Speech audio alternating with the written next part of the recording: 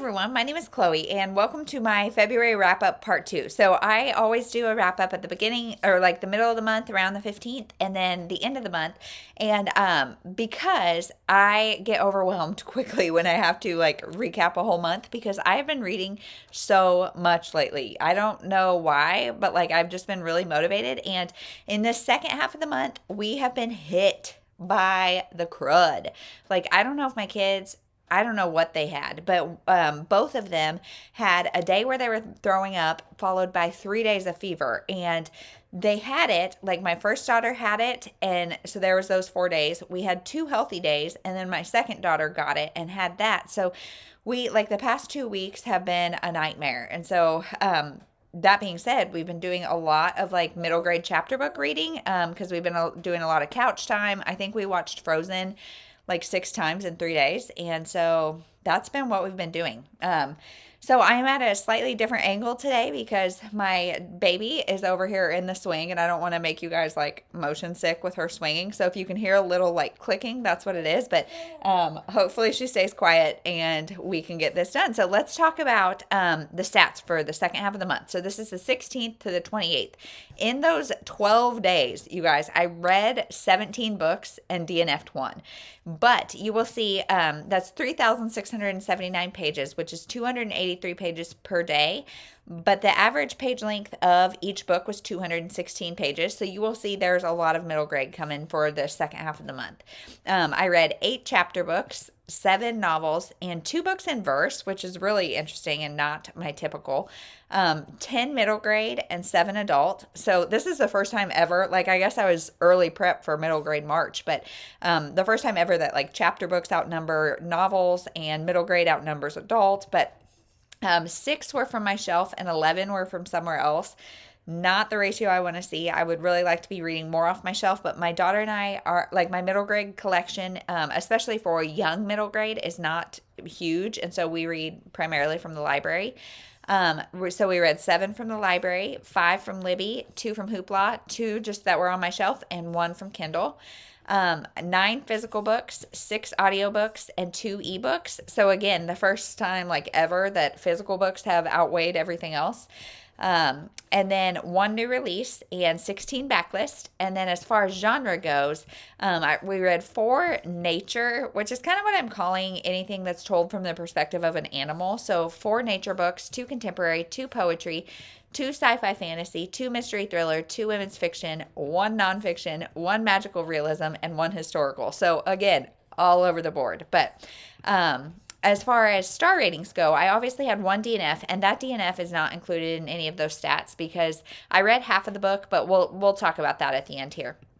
I read 1 star, which I very rarely give 1 stars. I only give 1 stars if it's like, this should not be a book. People should not read this. Then 1 2.5 star, 5 3 stars, 3 3.5 stars, 4 4 stars, and 3 5 stars. So some of the highest highs and the lowest lows, average 3.53, which is pretty much always my average, is somewhere in that 3.5 range. So let's just get into the books. So the first one is The New Kid by A.I. Newton, and this is the first in the Alien Next Door series, and it is so cute, so cute. It is about this guy, this little boy, he's an alien, and his family is like studying humans, and so they're here on Earth, and he goes to school, and it's told from his perspective as well as another boy who is like very suspicious of him being an alien, and it's just about accepting other people, and it was really cute, and we are continuing to read on in the series, and I'm really enjoying it.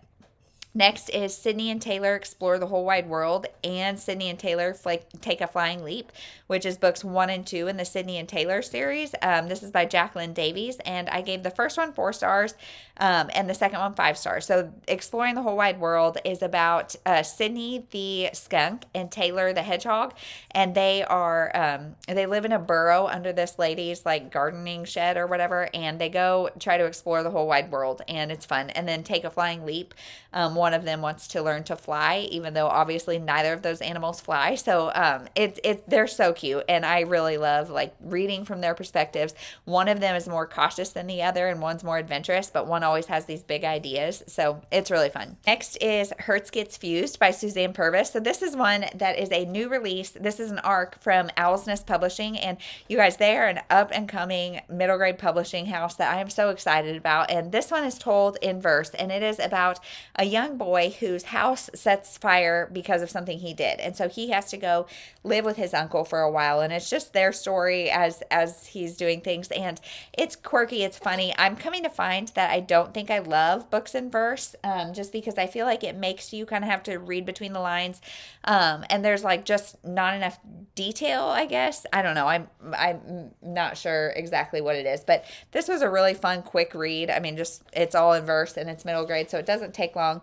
And so this one was a 3-star, I believe, for me. Next is A New Friend, and this is The Adventures of Sophie Mouse, and this is by Poppy Green, another book that I gave 5 stars to, and another series that we are continuing, because this is about Sophie Mouse, and there is a new kid in class that is a snake, and everyone's really scared of him because of what they've heard about snakes, and come to find out he's the sweetest little kid. So it is so cute, and I'm excited to be continuing on. These are super quick reads, and so I gave this one a 5-star as well. Next is To Have and to Hold by Jane Green. So this book, Jane Green is like one of my favorite go-to authors for just like women's fiction, chick lit, kind of funny, quirky, get to know the characters, and like she writes these characters that you like instantly fall for. And this one was no different. However, this one is not going to be for everybody because cheating and bad characters are pivotal to this story. Like, these are not really likable characters, and there's so much cheating. This is about a woman who is married to this guy who's like this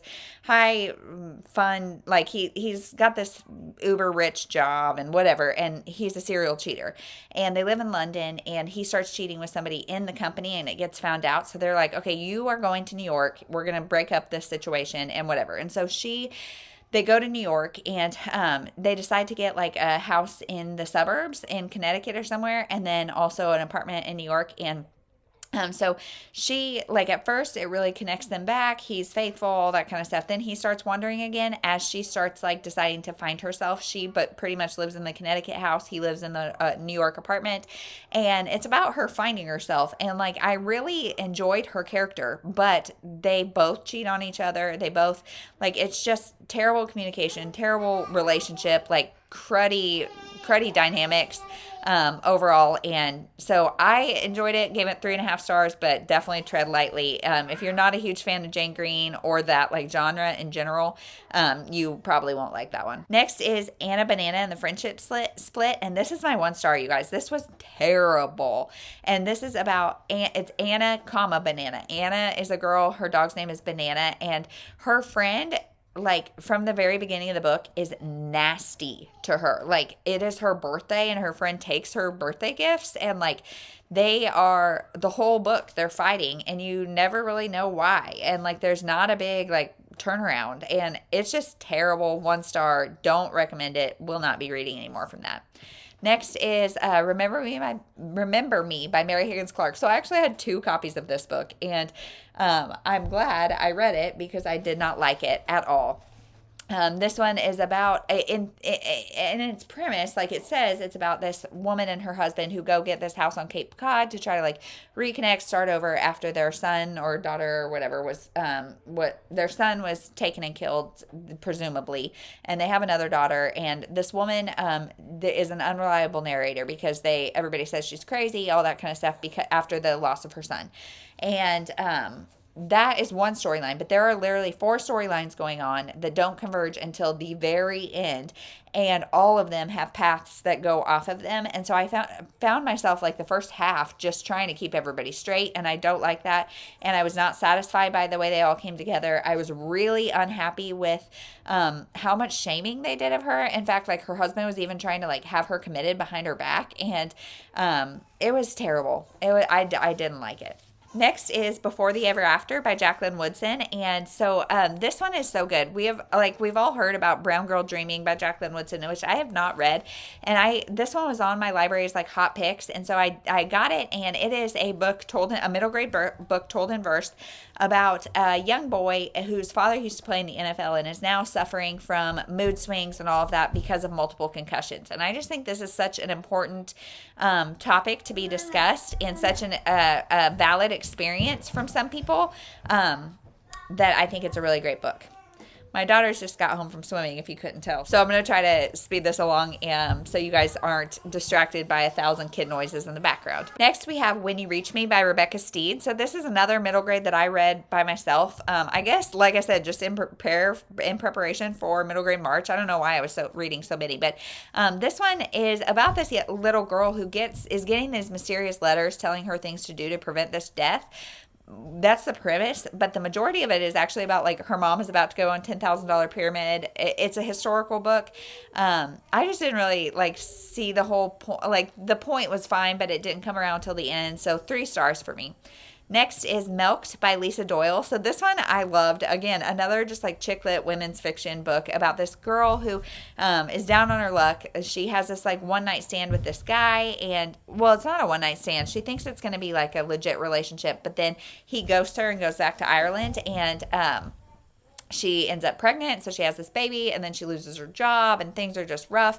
And so she becomes a wet nurse for like different celebrities, and it's just her hijinks as she kind of gets jobs, loses jobs, finds love, loses love, all that kind of stuff. And it was really cute. I gave it 4 stars. Next is Islands and Enemies, which is one of the books. I think it's book like 27 in the Imagination Station by Marianne Herring.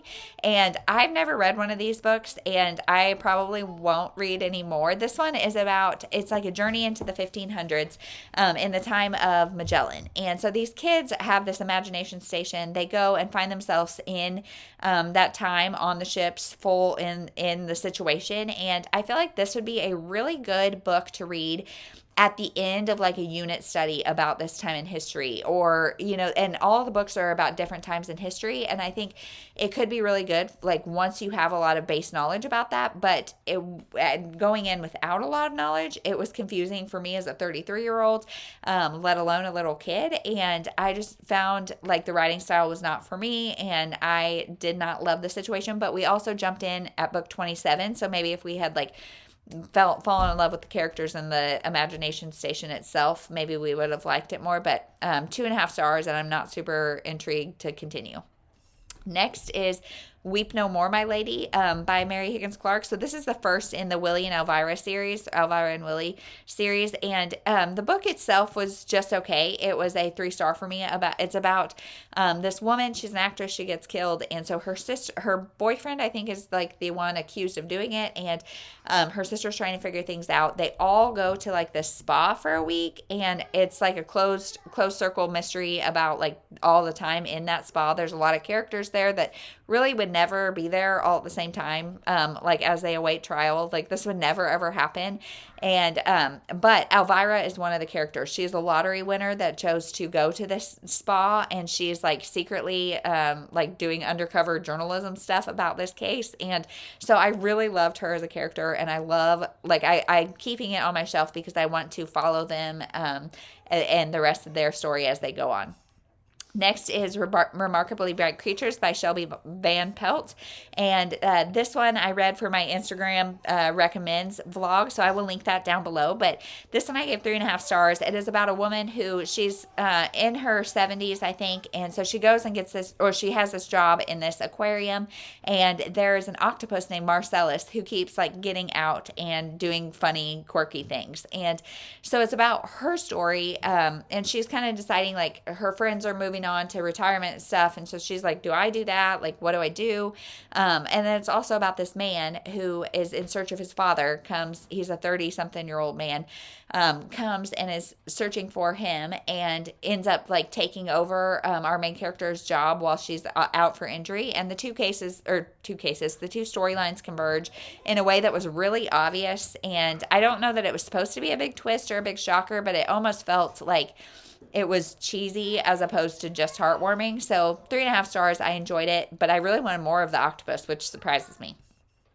Next is Frankie Sparks and the Class Pet, and this is the first in a Frankie Sparks series, and I'm giving it 4 stars. It was really fun.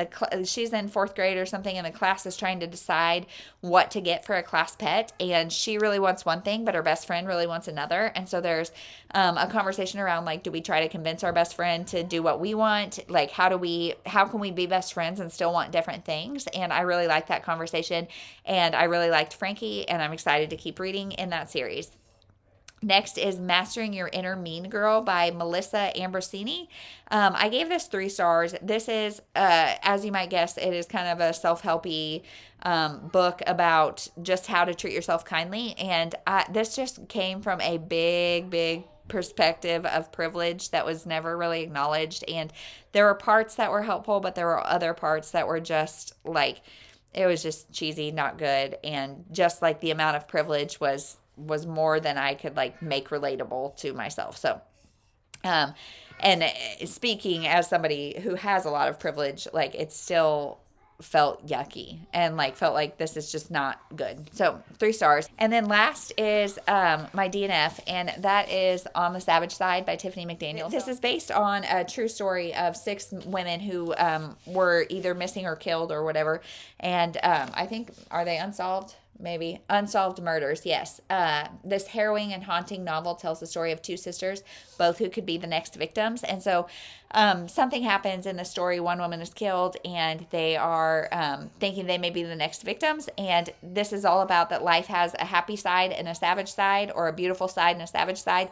And this is life on the savage side. And boy, is it life on the savage side. This is dark. It is gritty. It is dirty. It is scary in the sense of like they are just living a very rough life. There's prostitution. There's a bunch of different things going on in this book that I read half of it and I was like, I'm not enjoying myself. I don't want to pick this up. I don't want to be there. And so I'm going to just let it go. It is a big book. And even on audio, it was like 17 hours long. And I read half of it and was not interested. So here is me DNF'ing a popular, high-rated book.